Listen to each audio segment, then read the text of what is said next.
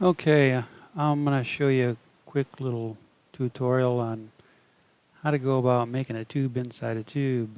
This user, uh, asked a question about how to do that. There's a couple different ways to go about doing it. Let's just take a look at his screenshot here. Here he has a tube, and he wants to put another tube inside of that tube. Uh, I mean, he's going to have some problems here because, when these things bend, they kind of intersect with themselves, and probably has maybe just a few too many polygons here that he has to contend with. But that's kind of what he's asking for help, and there's been a few replies, some good replies actually. So there's a couple different ways to go about doing it. Number one is you could create a curve as your guide to make the tube in the first place. And then once you have that curve made, it can be used over and over again. You can use the rail extrude to take this 8-sided polygon. I don't want to use too many polygons, and extrude it along that curve. So there we have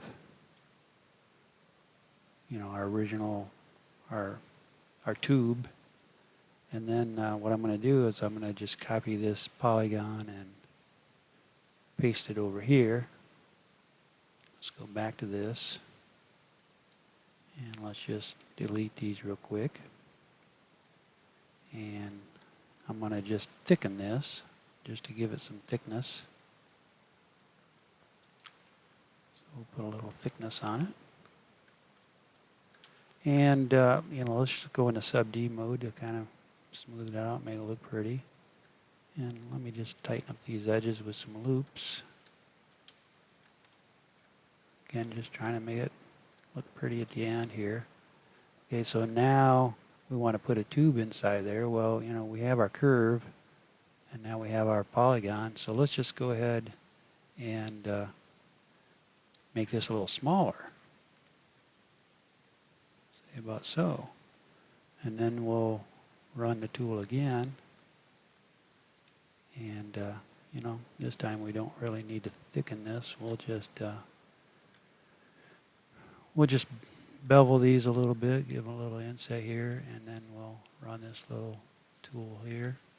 So we got nice little sub Ds, and you put that together with this, and now you have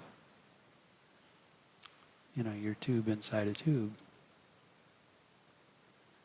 So that's one way. Now, what if you made your tube and you didn't use a curve? You made it a little bit more organically. You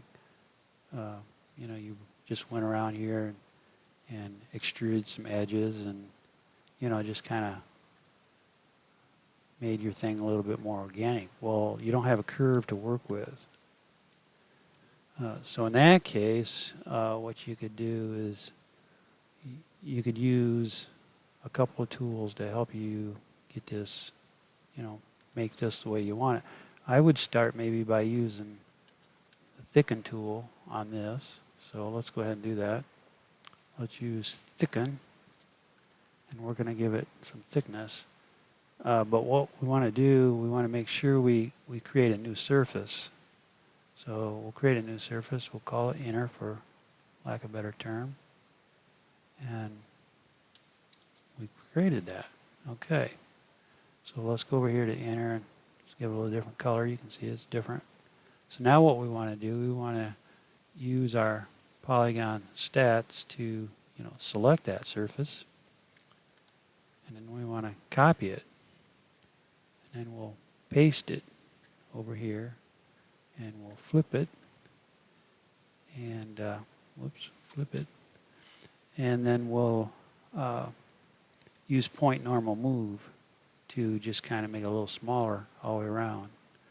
So that's right here for me. And we'll just make it a little smaller. Okay. And, let's just go ahead and thicken that too. Just give it a little something different. All right. And then you can go back to here, and you can see we have a tube inside a tube using the thicken tool. So yeah, there's probably other ways to do it as well. So, you know, I don't know if that helps anybody or not, but just monkey around and give it a go and see what works best, you know, for your particular situation. Later.